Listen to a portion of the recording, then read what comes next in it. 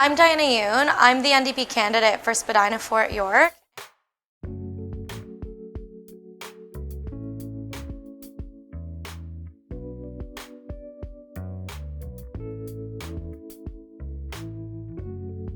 It's funny when I get asked, where's Canada's AOC? Like, Alexandria Ocasio-Cortez is a huge source of inspiration for me.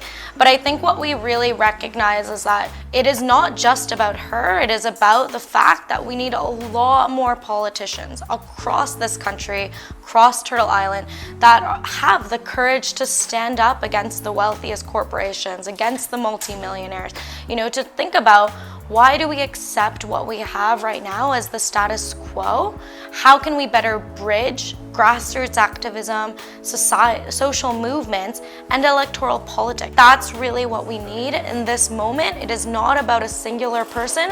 It is about communities coming together. It is about building community power in my neighborhood and neighborhoods across the country, and this election is a moment in time, right? We need to be able to think about how do we leverage the opportunity we have here to say, this is the vision for what a better country could look like. One that has pharmacare, dental care, mental health services. One where people are not struggling to find an affordable place to live.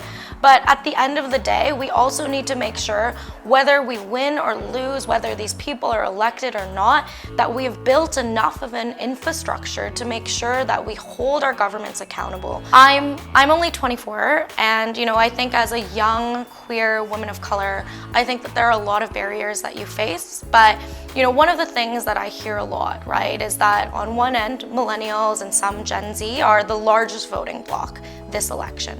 On the other hand, I still get a lot of people asking me, like, what are you doing to engage young voters? How important are young voters? And I think what we really need to recognize is that young people are engaged, are mobilized, if they have something to believe in. And that's what we're really trying to do with this election is, I don't want people to feel like all politicians are the same. I certainly have, countered that by saying I'm a renter. I don't know very many politicians who are renters, and I think that contributes to the housing crisis. I don't know that many, politicians who have actively worked in climate solutions and really respect and understand the role of climate activism in being able to push what's politically possible. We need to believe that politicians are working for us, not those at the very top, not the wealthiest corporations. That is how we build power, that is how we create better communities, and that is how we engage more people to want to engage in the democratic process.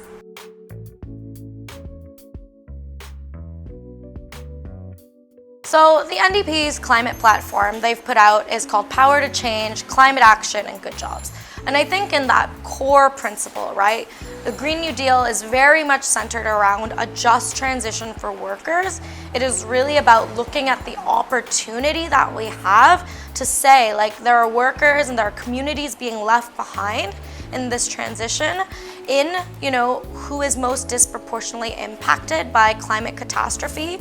We know that it is, Black, Indigenous, and racialized communities, low-income communities who are most impacted, who contribute the least to, carbon emissions, have like some of the lowest carbon footprints, but are disproportionately impacted. And so this equity and this justice lens is really what we're looking at in terms of a Green New Deal.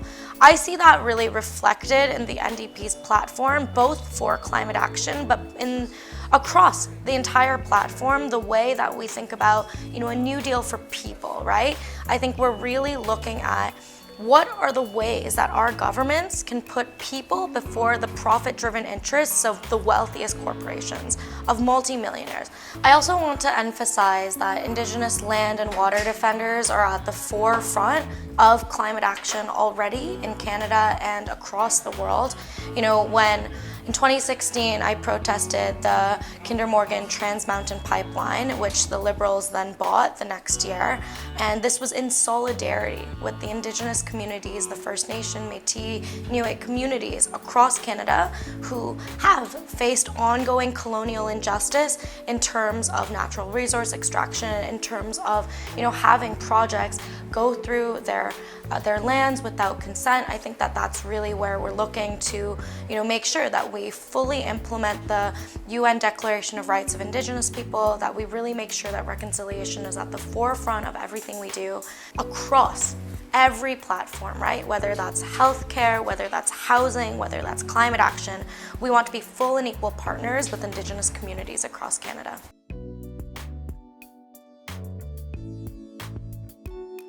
Here, especially in downtown Toronto, but in communities across Canada, we're really seeing the lack of affordable housing impact our communities. I personally have struggled with this myself. As a college student, I lived in apartments with bed bugs and leaky ceilings, and that is what a lot of people are looking at when they're looking to find an affordable place to live and not really finding good options. In a city as rich as Toronto and a country as rich as Canada, I think it is absurd that we are still seeing so much homelessness in our city.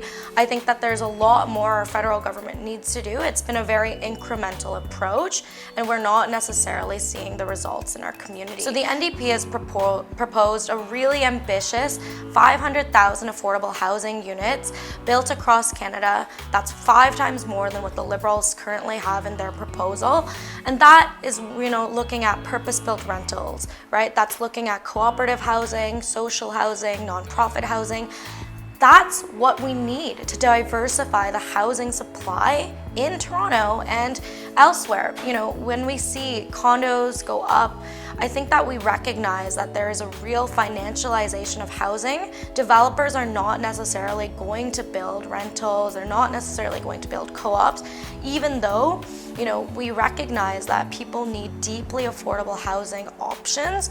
And we know that if we decommodify housing, right, when we understand that the federal government has a role to be publicly investing in homes for people, we get vibrant communities. A lot of my neighborhood, the St. Lawrence community, was built in the 70s and 80s with federal investment to build out the cooperative housing, the social housing in that neighborhood. And people have been living there for, decades. They love their community, and how will we pay for all of this, right? I think that the NDP has been very clear about how we are in it for you, we are in it for everyday people, and that is looking at things like a super wealth tax, a 1% wealth tax on people with $20 million or more. That gets us upwards to $6 billion a year. That's the kind of courage that I want to see from my federal government, to recognize that a lot of us are struggling to get by. There's so much better that we should be doing in our housing system that I do not see currently from our federal government.